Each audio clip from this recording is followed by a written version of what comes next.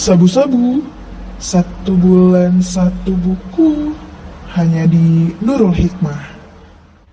Assalamualaikum warahmatullahi wabarakatuh. Perkenalkan, nama saya Fadil Yusuf dan Hendra dari kelas 8 Jafar Sodik. Saya sebagai sekretaris OSIS di SMP Islam Nurul Hikmah ini akan menjelaskan tentang buku yang baru saja saya sudah baca, yaitu Kakek Ibo karya AEZ. Jadi buku ini itu bukan tentang metode Kakek Ibo, yaitu metode yang membuat pengelolaan jadi lebih gampang untuk mengatur keuangan.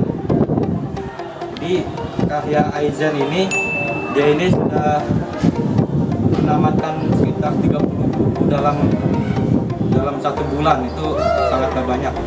Itu adalah hobinya adalah membaca. Mungkin kalian penasaran untuk isi dari bukunya ini apa saja. Jadi kita langsung saja untuk ke isinya. Oke teman-teman, di sini saya akan membedah buku yang berjudul Kakek Ibo ini. Jadi buku ini isinya itu tentang metode Kakek Ibo yang dibuat untuk para ibu rumah tangga atau orang-orang yang sudah bekerja agar mereka bisa mengatur keuangan mereka jadi lebih baik. Jadi setelah kalian mendapatkan sebuah gaji atau pemasukan dalam 1 bulan tersebut, pastinya kalian akan langsung gatal untuk membelanjakan semua barang yang kalian inginkan, sehingga membuat duit kalian itu akan jadi menipis saat tanggal 2. Dan bahkan kalian rela berhutang demi membeli kebutuhan kalian tersebut. Nah, hal kebiasaan seperti inilah yang harus kalian hilangkan. Cara untuk menghilangkannya sebenarnya ada beberapa metode, cuman di buku ini kita dikasih tahu salah satu metode yang cukup efektif, yaitu adalah metode Kakek Ibo. Nah, Kakek Ibo ini adalah metode yang berasal dari Jepang, yang ditemukan oleh seorang jurnalis wanita bernama Hani Makoto. Jadi Hani Makoto ini dia menerbitkan sebuah buku atau majalah berjudul Maki no Tomo. Jadi di buku tersebut itu khusus untuk para ibu rumah tangga yang ada di Jepang agar mereka bisa mengatur keuangan jadi lebih baik lagi. Jadi metode Kakek Ibo ini prinsip dasarnya itu adalah kalian harus mencatat semua pemasukan dan juga pengeluaran yang kalian lakukan di bulan tersebut atau di 1 bulan tersebut. Jadi kalian di sini harus disiplin agar kalian tetap mencatat semua pengeluaran, termasuk itu cuma untuk membayar sebuah bensin yang cuma hampir 2 ribuan itu tetap harus dicatat karena itu akan sangat penting. Untuk cara menerapkan Kakek Ibo ini ada 6 langkah. Yang pertama itu langkahnya membuat catatan pemasukan kalian. Jadi kalian harus membuat catatan pemasukan di buku kalian dengan membentuk tabel. Jadi tabelnya kalian harus tulis pemasukan apa saja atau gaji berapa yang kalian dapatkan dalam sebulan tersebut. Setelah itu nanti ditotalin berapa uang yang kalian dapatkan. Setelah itu langkah kedua adalah kalian membuat catatan pengeluaran. Sama seperti yang langkah pertama tadi, kalian harus membuat catatan pengeluarannya di buku dengan membentuk tabel.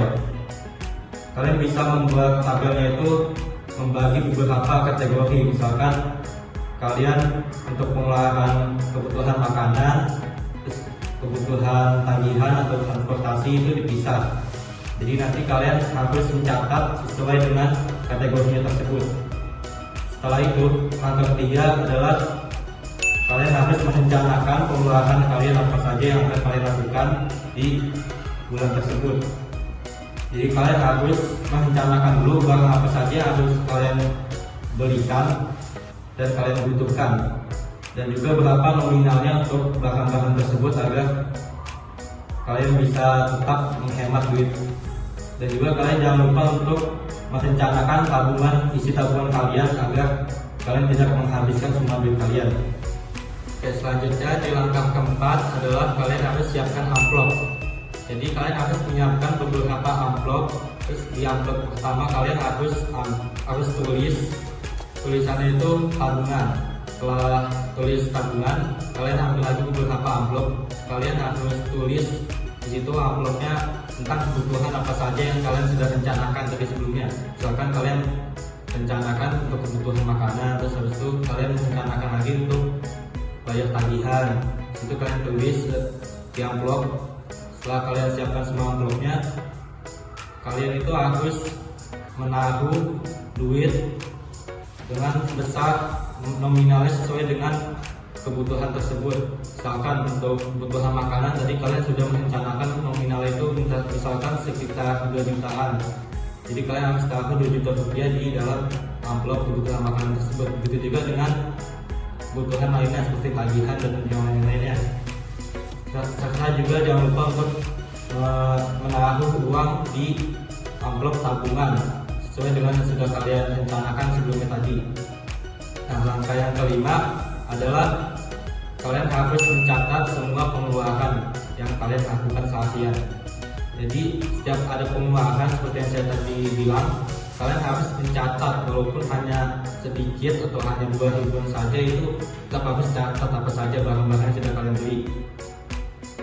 Dan kalian juga harus menggunakan uang yang sesuai dengan amplop tersebut tadi. Misalkan kalian ingin membeli sebuah bahan makanan, maka kalian harus mengambil atau memakai uang yang ada di amplop kebutuhan makanan. Tidak boleh mengambil dari amplop yang lain. Nah, setelah itu langkah keenam adalah evaluasi. Di sini setiap di akhir bulan kalian harus mengevaluasi diri kalian sendiri, apa saja kekurangan kalian dalam menerapkan KKBU ini. Misalkan mungkin tabungan kalian terlalu kecil, atau mungkin kalian terlalu banyak mengeluarkan uang, atau bahkan kalian terlalu banyak mengeluarkan uang padahal kalian sudah rencanain tapi malah kelebihan.